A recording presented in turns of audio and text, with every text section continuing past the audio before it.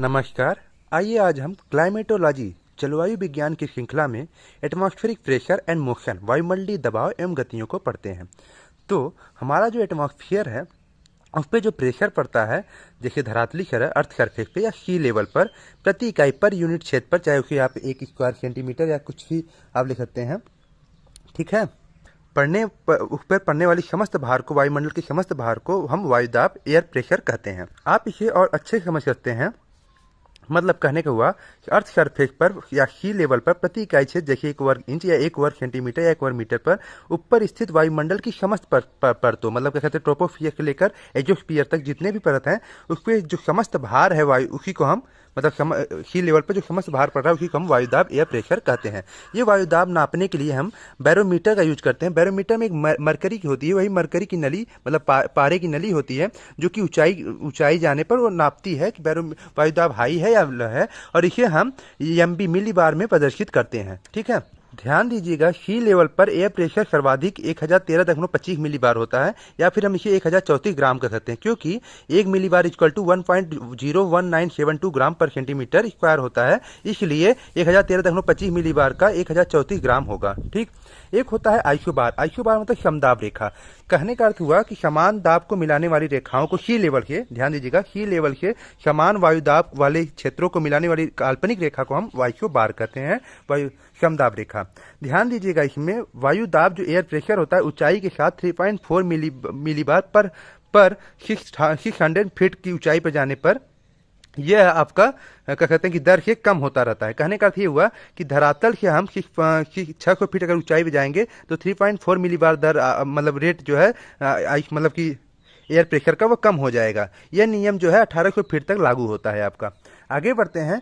Air pressure और temperature में विपरीत मतलब अपोजिट रिलेशनशिप होता है। कहने का अर्थ हुआ जब टेम्परेचर बढ़ेगा, जैसे आप इक्वेटर के पास देखें तो यहाँ पर टेम्परेचर हाई पाया जाता है, बल्कि प्रेशर जो रहता है वह लो प्रेशर पाया जाता है, ठीक है। तो विपरीत संबंध होने की वजह से वहीं पर अगर हम पोल की तरफ जाएं तो वहाँ पर टेम्परेचर आपको कम मिलेगा, वहीं पे आपका प्रेशर जो रहेगा वह हाई मिलेगा। तो एयर प्रेशर और आपका टेम्परेचर में अपोजिट रिलेशनशिप होता है, इसलिए कहते हैं। अर्थात कहने का अर्थ हुआ कि जब थर्मामीटर जो टेम्परेचर को मापा जाता है, थर्मामीटर ऊंचा होता है तो बैरोमीटर जो वायुदाब मापन यंत्र है वह नीचा होता है, ठीक है। एंड वाइस वर्सा मतलब बैरोमीटर अगर ऊंचा होगा तो थर्मामीटर नीचा होगा, ठीक। अब हम कुछ हाईएस्ट प्रेशर देख लें जो अभी तक अंकित किए गए हैं। तो 1088.8 मिली बार अगाता रूस में अंकित किए गए हैं। फिर लोवेस्ट एयर प्रेशर अगर हम देखें तो 870 मिली बार गुयाम ओशियन पैसिफिक ओशियन में देखे गए हैं। और एक चीज ध्यानते रहिएगा, जो हमारा टेम्परेचर होता है उसमें दिन में एक बार मैक्सिमम, एक बार मिनिमम आपका टेम्परेचर होता है, लेकिन आपका एयर प्रेशर में 2 बार मिनिमम और 2 बार टेम्परेचर, 2 बार मिनिमम और 2 बार मैक्सिमम एयर प्रेशर होता है। यहाँ पे आप देख सकते हैं, लिखा उल्लेखनीय है कि दैनिक मतलब डेली टेम्परेचर के अंकन में 24 हावर में एक बार मतलब 1 टेम्परेचर मैक्सिमम होगा, जैसे 2 से 4 बजे के बीच में था जब हम टेम्परेचर पढ़ रहे थे, और एक मिनिमम होगा जैसे सुबह आपका 4 से 5 बजे के बीच में फिर निर्धारण किया जाता है। लेकिन क्या होता है, जबकि देखिए यहाँ पे आगे लिखा है, जबकि एयर प्रेशर के संदर्भ में 2 मैक्सिमम 10 AM और 10 PM पे और 2 मिनिमम 4 AM और 4 PM पे आपको मिलेगा, ठीक। तो जो हमारा एयर प्रेशर होता है वह 2 बार अधिकतम वायुदाब मिलेगा आपको 10 AM 10 PM पर, और 2 बार न्यूनतम वायुदाब 4 AM और 4 PM पे आपको अंकित किया जाएगा। ये अधिकतम और न्यूनतम वायुदाब ट्रॉपिकल एंड सब ट्रॉपिकल एरिया में मैक्सिमम मिलता है। कहने का अर्थ ये हुआ, आप इसमें समझ सकते हैं, इसमें लिखा हुआ है कि एयर प्रेशर की जो दैनिक डेली विषमता है, वेरिएंस है, वह ट्रॉपिकल एंड सब ट्रॉपिकल विभागों में अधिक होगी, वहीं पोल के पास मतलब ध्रुवों की तरफ जाने पर यह कमजोर पड़ती जाती है, ठीक है। अब हम प्रेशर ग्रेडियंट को समझते हैं। प्रेशर ग्रेडियंट मतलब ढाल प्रवणता को, मतलब कि वायुदाब प्रवणता को समझने की कोशिश करते हैं। इस प्रेशर ग्रेडियंट को हम बैरोमेट्रिक स्लोप भी कहते हैं।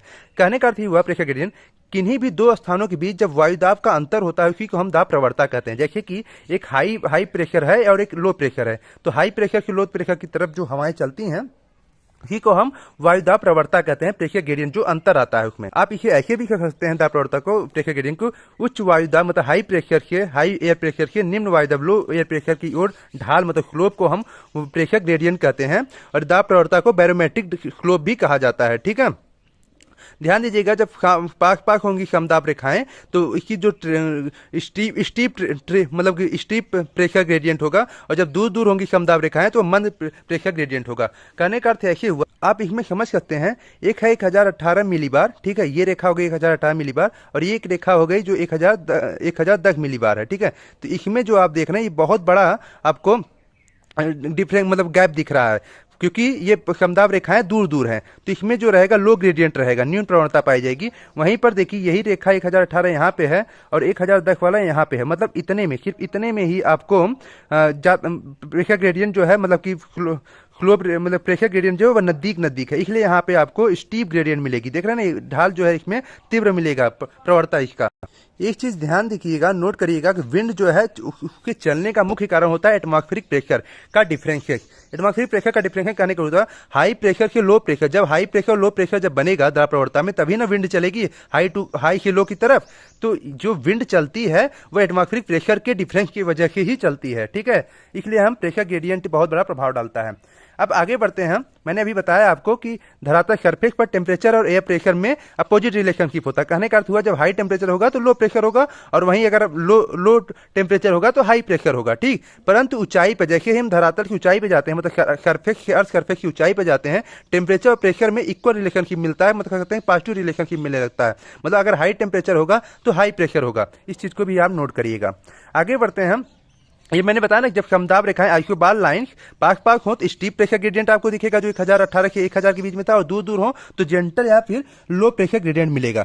ध्यान दीजिएगा, जब स्टीप प्रेशर ग्रेडियंट मिलेगा तो विंड वेलोसिटी हाई रहेगी। कहने का अर्थ हुआ कि विंड बहुत तेजी से चलेगी, और वहीं जेंटल मिलेगा तो वहां पर विंड वेलोसिटी लो रहेगी। आप इसे इस माध्यम से और अच्छे से समझ सकते हैं। देखिए, जब 1018 से लेकर 1010 मिलीबार इतना बड़ा गैप रहेगा तो विंड की स्पीड बहुत ही स्लो चलेगी, विंड वेलोसिटी स्लो रहेगी। वहीं पे जब इसका प्रेशर ग्रेडियंट जो स्टीप रहेगा, तीव्र रहेगा, 1010 से 1018 के बीच देखिए इतने में हो जा रहा है, तो विंड की स्पीड बहुत तेज रहेगी। तो वही बता रहे हैं कि विंड वेलोसिटी स्टीप ग्रेडियंट में आपकी तेज रहेगी, वहीं आपकी लो ग्रेडियंट में आपकी कम रहेगी, ठीक है, विंड वेलोसिटी। आगे बढ़ते हैं हम।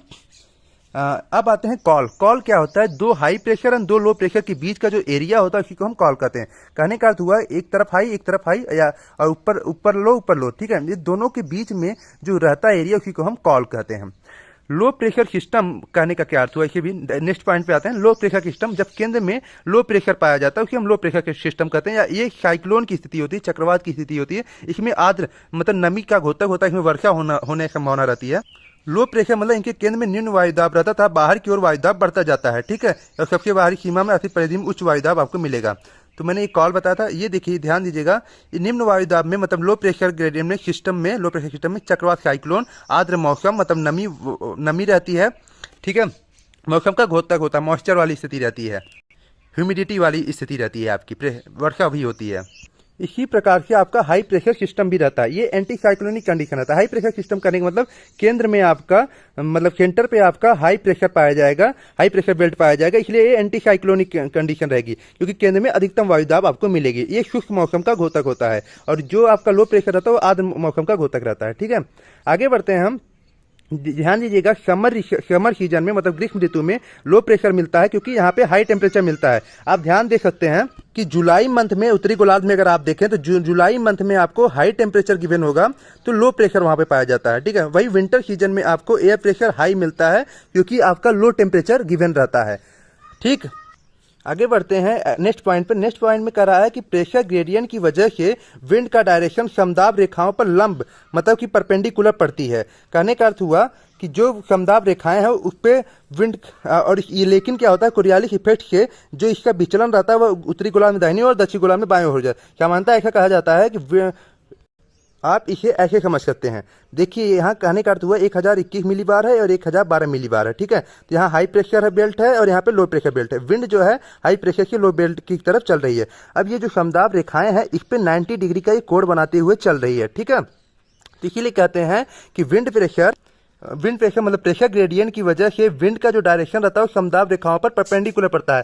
तो ये जो है प्रेशर ग्रेडियंट जो विंड मतलब क्या कहते हैं कि आइसोबार लाइन है उस पे 90 डिग्री पे ये जो आपका क्या कहते हैं कि प्रेशर ग्रेडियंट की वजह से विंड का डायरेक्शन जो है वह 90 डिग्री पर पड़ता है, किसके आइसोबार लाइन पर मतलब समदाब रेखाओं पर, ठीक है, ये यहाँ पे बात रखी जा रही है। लेकिन क्या बात आ जाती है कि कोरियालिस इफेक्ट से ये डायरेक्शन उत्तरी गोलार्ध में दाहिनी और दक्षिणी गोलार्ध में बाईं ओर आपका मुड़ जाता है, इसलिए ये एक नॉर्मली बात रखी गई है। अब आते हैं प्रेशर बेल्ट पे, दाब के बेल्ट को समझने की कोशिश करते हैं।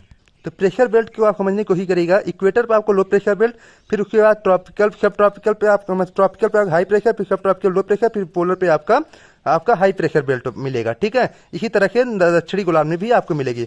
देखिए, आपका 30 डिग्री से 0 डिग्री बीच में आपका ट्रेड विंड चलेंगी, फिर 30 से 60 डिग्री बीच में वेस्टर्ली चलेंगी, और आपका पोलर विंड आपका 60 के 90 डिग्री पे आपकी मिलेगी। वही उत्तरी और दक्षिणी गोलार्ध में यही स्थिति आपकी बनी रहेगी।